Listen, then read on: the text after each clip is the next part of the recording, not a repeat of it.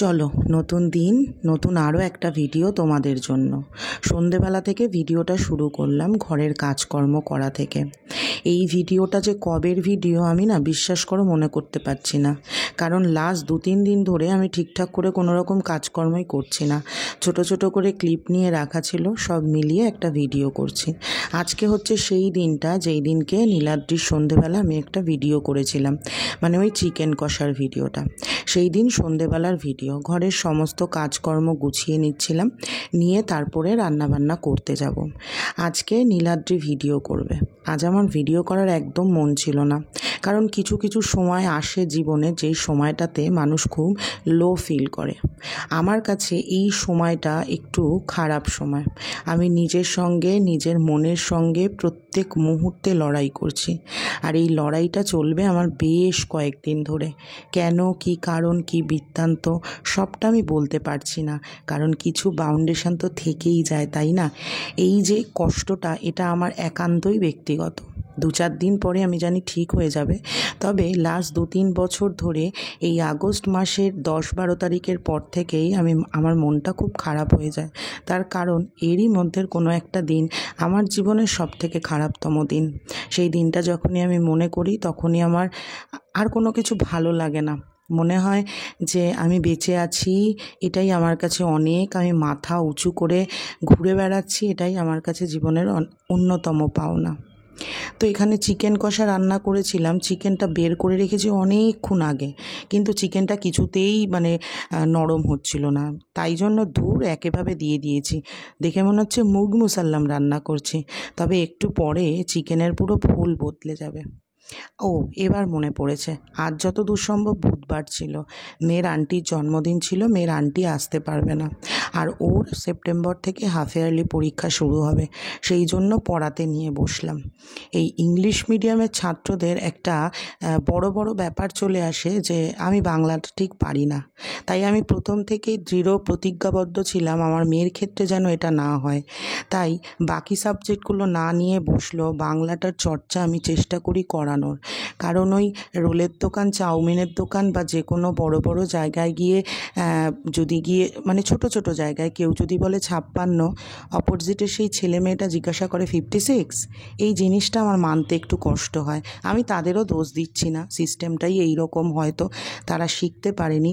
তো এই অবস্থাটা যেন আমার মেয়ের সাথে না হয়, আমি সেই জন্য ইংলিশ মিডিয়ামে পড়ালেও বাংলাটা যেন ভুলে না যায়, বাংলাটা যেন শিখতে না পারে, এরকম কন্ডিশন ওর জীবনে যেন না আসে, তার প্রচেষ্টা চালিয়ে যাচ্ছি। আর এখন একটু একটু করে পারছে। হ্যাঁ, 1, 2, 3, 4 মোটামুটি 50 পর্যন্ত বলতে পারে, আর এগুলো অল্প অল্প করে শিখছে। বাংলার মানুষ আমরা, বাংলা আমার নিজস্ব ভাষা। ইংলিশটা তো কর্মক্ষেত্রে লাগবে, তবে বাংলা শেখাটাও খুব দরকার। আমি কিছু মানুষকে দেখি যে বাচ্চা কাচ্চা ইংলিশ মিডিয়ামে পড়ে বলে একটু অহংকারী হয়, বাট আমার এটা নেই। আমার খুব ইচ্ছে ছিল আমার মেয়েকে সারদা মিশনে পড়াবো, কিন্তু আমার বরের ইচ্ছে ছিল ওকে ICSE বোর্ডে দেবে। এই দেখো, এই যে চিকেনটা, সেই দলা পাকা চিকেন দেখে বোঝা যাচ্ছে। আজকে চিকেনটা একটু অন্যরকম করে করেছি। অন্যরকম বলতে কি বলো তো, আজকে না আর গোটা গরম মশলা দিইনি, এই নামানোর আগে চিকেন কারি মশলাটা দিয়ে দিয়েছি। আমার এই চিকেন কারি মশলার ফ্লেভারটা খুব যে ভালো লাগে তা নয়, তবে মাঝে মাঝে খেতে কিন্তু মন্দ লাগে না। আমি তো আগে এই চিকেন কারি মশলা নিয়ে আসতাম, নিয়ে এসে চাউমিনে দিয়ে দিতাম। আজকে হচ্ছে গিয়ে তোমার রবিবার। আজকে সন্ধেবেলা আমি যখন তোমাদের ভিডিওতে ভয়েস দিচ্ছি, তখনও আমি ভিডিও করে তারপর ভয়েস দিচ্ছি। কাল কি পোস্ট করব আমি জানি না, কারণ আমার কাছে কিছুই স্টকে নেই ভিডিও। আর এই 2-3 দিন যা ছিল সব দিয়ে দিয়েছিলাম। একটা সময় এমন হয়েছিল লাস্ট 5-6 দিন আগে 3-4টে ভিডিও আমার কাছে স্টকে। নীলাদ্রিকে ভিডিওটা করতে দিয়ে আমি রান্নাঘর পরিষ্কার করে নিলাম। সেই সময়টাতে এত বৃষ্টি হচ্ছিল যে জামা কাপড় এতগুলো পুটলি বেঁধে রয়েছে, আর তার মধ্যে মা বাড়িতে ছিল না, তো ওই জন্য যেন আরও ভাল লাগছিল না। বুধবার দিন মা গেছে, মা এসছে শুক্রবার দিন। 2টো দিন আমার শিরে সংক্রান্তি হয়ে যায়। মেয়েকে দেখাটা হচ্ছে গিয়ে আমার সব থেকে বড় কাজ। এই সব থেকে বড় কাজটাই তো মা করে দেয়, নইলে মেয়েকে নিয়ে সমস্ত কাজ করা একদম মনে হয় যেন আমি ধরাশায়ী হয়ে যাচ্ছি। এটা হচ্ছে পরের দিনের ভিডিও। গেছিলাম জিমে, জানি না কতটা ওয়েট রিডিউস করেছি, তবে হ্যাঁ, আমি কিন্তু জিমে জিমে যাই নিজেকে ফিট রাখতে, কারণ আমি জানি আমি ফিট, আমি হতে পারি মোটা, কিন্তু সংসারের কাজকর্ম কোনো একটা 48, 50, 55 কেজি মেয়ের থেকে 70-80 কেজি হয়েও কম করতে পারবো না। তো মাঝে মাঝে ইচ্ছে করে জিমে গিয়ে কী করি তোমাদের সাথে একটু শেয়ার করার, বাট আবার লজ্জা পাই, বলবে দেখো হাতি ওয়ার্কআউট করছে, বাড়ি এসে গদগদ করে গিলবে, সে আবার ওয়ার্কআউটের মানে দেখাচ্ছে, তাই জন্য দেখাই না। তবে তোমরা যদি বলো আমি কি ওয়ার্কআউট করি, কীভাবে ওয়ার্কআউট করি শেয়ার করতে, অবশ্যই শেয়ার করবো। আর এই হচ্ছে কি আমার ট্রেনার, কোনো একদিন আমার ট্রেনারের মুখ থেকে শোনাবো তোমাদের আমি কী পরিমাণে খাটি জিমে গিয়ে 2 ঘন্টা। এই সময়টা আমি এই ওয়ার্কআউট যে করতে যাই, ফিজিক্যালি কতটা অ্যাক্টিভ থাকি আমি জানি না, তবে মেন্টালি আমি ভীষণ পরিমাণে পিস পাই এখানে গেলে। মনে হয় এই 2 ঘন্টা সময় একান্তই আমার নিজের সময়। এই দিন তারপরে আর কোনো ভিডিও টিডিও করিনি।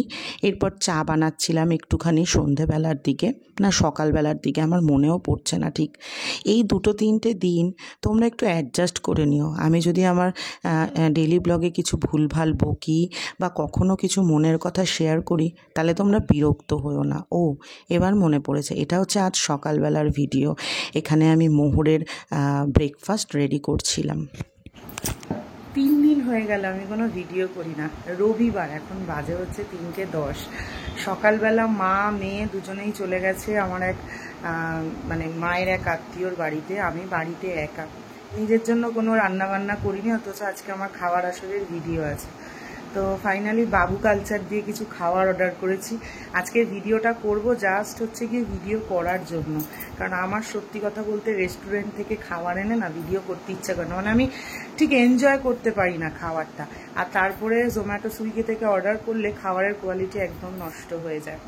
তো আজকে আমাকে কিছু পোস্ট করতে হবে, আমি 2 দিন ভিডিও করিনি, তো এই জন্য ভাবলাম এখন দুপুরবেলা থেকে যা হোক কিছু একটু করে তোমাদেরকে দেব। আর আগের 2-1 দিনের কিছু ছোট ছোট ক্লিপ নেওয়া রয়েছে।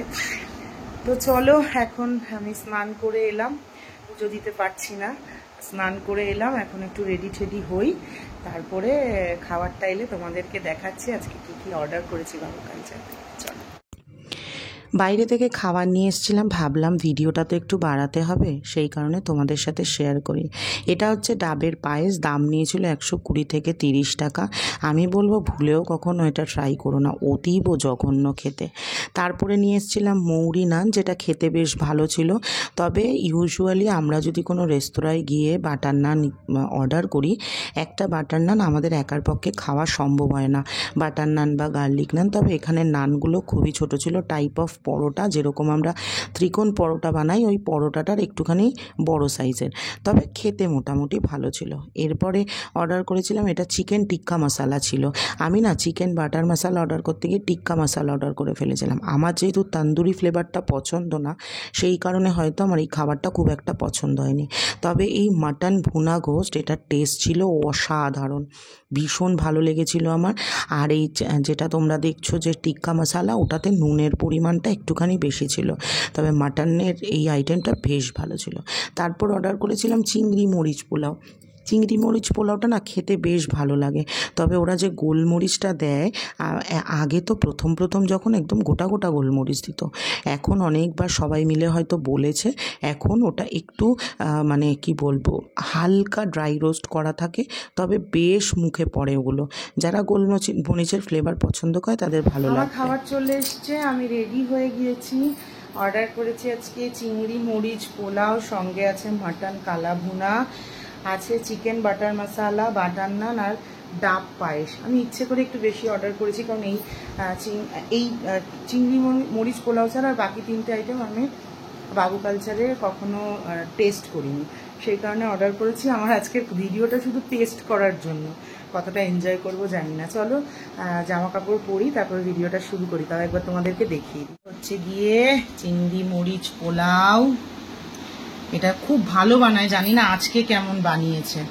এখানে আছে চিকেন বাটার মশালা, মাটন কালা ভুনা, এখানে আছে মৌরি নান, এখানে আছে ডাবের পায়েস। এই হচ্ছে গিয়ে আজকে আমার মেনু। চলো খাওয়া শুরু করি একটু পরে। কত জুত করে দাম দিয়ে খাবার নিয়ে আসি, আর আমি খেয়েছি দেখবে, দাঁড়াও দেখাচ্ছি। এই দেখো খাওয়ার প্রায় ধরা, ক্যামেরাটা এরম হচ্ছে কেন, শুধু মাটনটা একটু খেয়েছি, পোলাওটা একটু খেয়েছি, ওটাতে একদমই খাইনি, চিকেনটা একটু খেয়েছি মোটামুটি।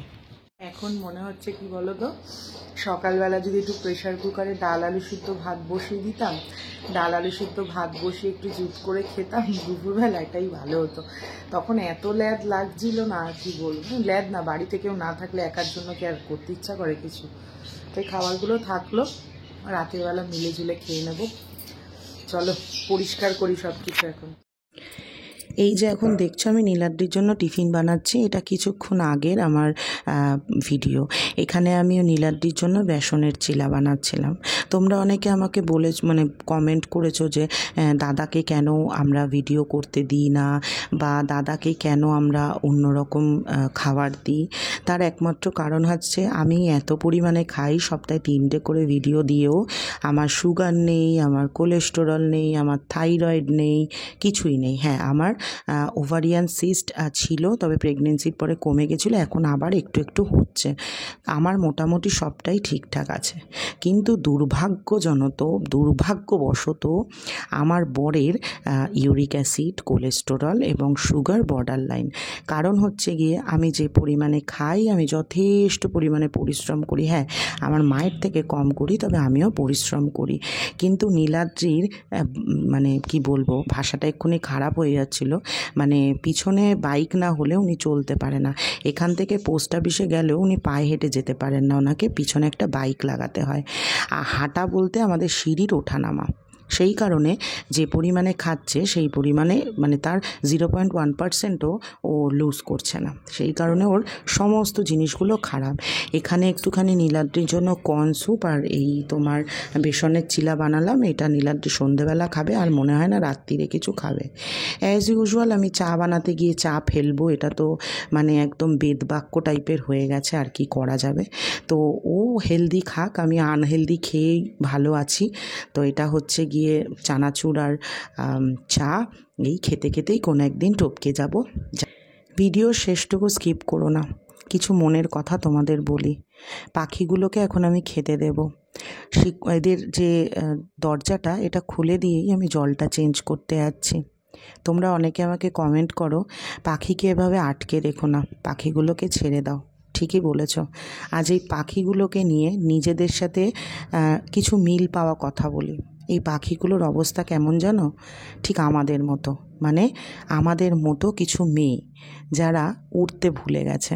দেখো, এরা উড়তে ভুলে গেছে। আমি খাঁচাটা খুলে রেখে চলে গেছি, এরা বেরোতে চাইছে না, কারণ এদের ডানার জোরটা নষ্ট হয়ে গেছে।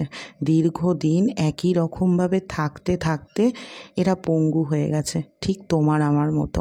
আমরা ঘরবন্দি, আমাদের খাওয়া আছে, পড়া আছে, গল্প আছে, কলরব আছে, সব আছে ওদের মতো, কিন্তু আমরা উঠতে পারি না, আমাদের স্বাধীনতা নেই, আমরা খাঁচায় বন্দি।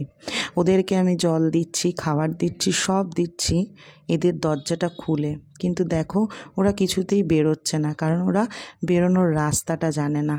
জন্ম থেকে এরা খাঁচাতেই বন্দি। আজ আমি ছেড়েই দিতে পারি এদের, আমি ছেড়ে দেব। এরা বাইরে গিয়ে জীবনের সংগ্রামটা চালাতে পারবে না, কারণ এরা জানে না কিভাবে খাবার খুঁজতে হয়, এরা জানে না কিভাবে জীবনের লড়াই করে বেঁচে থাকতে হয়। তাই যখন জীবন সংগ্রামটা হঠাৎ করে শুরু করবে, হয়তো বেঁচে থাকতে পারবে না, নতুবা আমার মতো কিছু মানুষ আবার এদেরকে ধরে নিয়ে গিয়ে সেই খাঁচাতেই বন্দি করে দেবে। ঠিক আমরা যেমন ওই নিপীড়িত কিছু মানুষজন যতই চেষ্টা করি জীবনে ঘুরে দাঁড়ানোর, কিছু জিনিস কিছুতেই মন থেকে চলে যায় না, স্বভাব সিদ্ধ হয়ে যায়। তাই খাঁচাতে বন্দি থাকাটাই এদের কাছে একটা স্বভাব সিদ্ধ ব্যাপার হয়ে গেছে। হয় আমি আজ আটকে রাখবো, নয় অন্য কেউ আটকে রাখবে, আটকে ওদের থাকতেই হবে। আমাদের মেয়েদেরও অবস্থা ঠিক এই খাঁচায় বন্দি পাখিগুলোর মতো। এই পাখিগুলো যেমন হঠাৎ করে এখন যদি খোলা আকাশের স্বাদ নিতে চায়, হয় মরে যাবে, নয় আবার খাঁচায় বন্দি হবে। ঠিক তেমনি কিছু মেয়ে জীবন যুদ্ধ জয় করে যখন খোলা আকাশে উঠতে চায়, কিভাবে তাদের ডানাগুলোকে ছেঁটে দেওয়া হয়। আজ মনটা সত্যিই খারাপ। আমি লজ্জিত মেয়ে হিসেবে, আমি লজ্জিত নারী হিসেবে। আজ আমায় প্রতিবাদ করতে হলে ফেসবুকে 4টে কথা লিখে, কথা না, ভাষণ লিখতে হবে, নইলে আমাকে ইউটিউবে নিজের ভিডিওতে পাখি দেখিয়ে 4টে কথা বলতে হবে। এটা কি প্রতিবাদের ভাষা? নইলে মোমবাতি নিয়ে কোনো একটা রেপুটেটেড জায়গার তলায় গিয়ে দাঁড়িয়ে পড়তে হবে। এভাবে প্রতিবাদ হয় না। প্রতিবাদ করতে গেলে স্বতন্ত্রতা দেখাতে হয়। আমাদের মধ্যে সেটা নেই। আমাদের আছে সংসার, আমাদের আছে বাচ্চা, আমাদের আছে সন্তান। আমরা জানি আমরা যদি প্রতিবাদ করতে যাই, সেই প্রতিবাদের ভাষা অন্যের বুকে এসে বিঁধবে। হয়তো সেই প্রতিবাদের জেরে ক্ষতি হতে পারে আমাদের পরিবারের। তবে এভাবে যদি চলতে থাকে, আজ সেই পরিবারের হয়েছে, কাল আমাদের পরিবারের মধ্যে কারোর না কারোর হবে। আমার ভয় হয় যে আমি একটা মেয়ে সন্তানের মা। আমি আমার বাচ্চাকে কি উচ্চশিক্ষায় শিক্ষিত করব।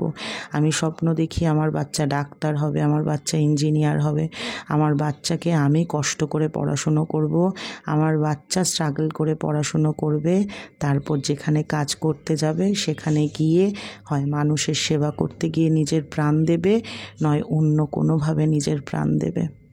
এটাই বাস্তব। সত্যি আমরা লজ্জিত।